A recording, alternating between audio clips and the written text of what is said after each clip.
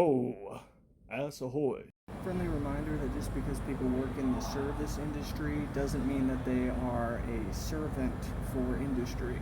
I see this a lot, particularly working in healthcare, and what happens is the basically the socio-political economic structure of the United States is such a cutthroat and disadvantageous structure that most people that end up within the hospital beds have spent their entire life with absolutely no power, no say-so, no way to use their voice. So then, whenever they enter into the hospital and somebody has to take care of them, either myself or a female woman nurse, things start to get strange. Because everyone has spent so much time in that system with no power for themselves, the moment that they see somebody caring for them in a service position, our immediate switch is to think, oh wow, I'm in a position of power. And so then you don the mantle and the appearance of those that have been in power and held power over you throughout your life. This is such a double-edged sword because the patient then feels this entitlement to a certain type of care, and the nurse is, relegated to being a servant for the person because of the way that we interface with commerce. Historically, women have been nurses the most, and historically, women have constantly had their power taken away in order to bow down to the man. Now, that just kind of comes into play in the fact that my nurse experience with people is vastly different from a female nurse's experience with people because of this interactive process, right? As they are parsing through their lack of power, the patient, they see a woman in a perceived servant position, which then lets them play the role of the people who have had positions of power over them. And if we follow the history of the United States, people that have held positions of power do not utilize them well, nor do they treat the people below them well.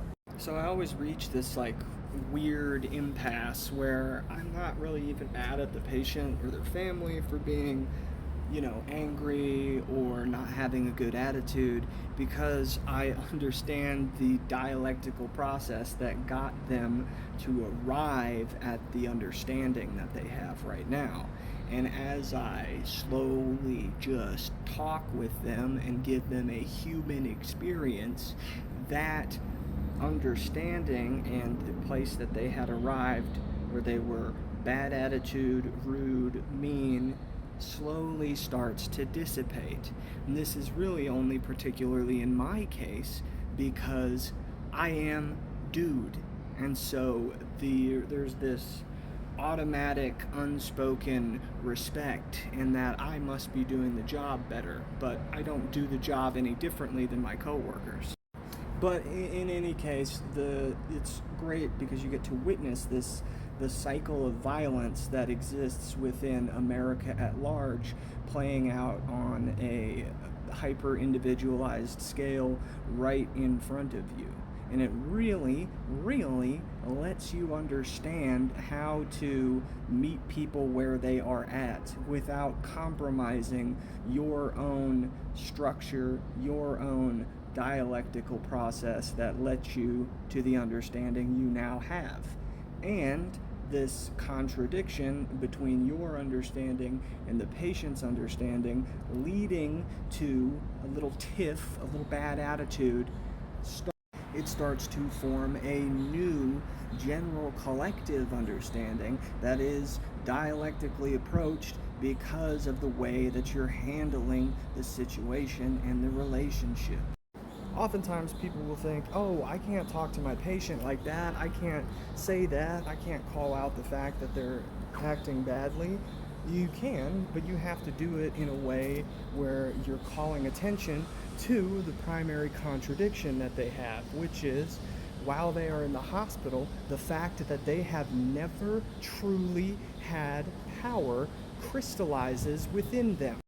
As this crystallization of their powerlessness and the primary contradiction of America starts to manifest itself in their nasty attitude, you're able to read that situation and say, oh, here is an opportunity to build a bridge. I'm going to start that. In this bridge building state, it's very, very, very important to point out that this sense of powerlessness, I call it the fear of loss of autonomy, just to make it easy to have a conversation about it, but this primarily comes from the one, lack of any kind of labor movement, two, lack of true democracy within our elected officials. At this point, it's important to point out how the U.S. healthcare system works in regards to its callousness, true callousness to patients. Like, everybody and their dog knows that it's bad and it's just to extract more money out of you. Look at disability care, look at elder care, right? They just become capital generation platforms. All of the services that they throw at them are, yes, touted as this is going to be helpful, this is going to be great, but it is just a way for the United States to take back all of the money that you might have saved up so you don't get to have generational wealth. And because of the way we all live our lives and the primary modality at which the United States citizen engages with food, exercise, general health practices, it is a ticking time bomb of a cycle that keeps going and going and going. The secret to collective understanding and moving forward with a unified front, or hell, even a vanguard party, comes from healthcare. Now, all you fucking book-reading nerds are going to come in here and go, well, no, actually, the primary contradiction is... Now, I do also read a lot of books, so it's not like I'm not a nerd. I'm just saying many of you like to pontificate on the internet about theory and not actually do the things that matter. Because revolution is born in empathy. And I ain't angry when I'm wiping asses.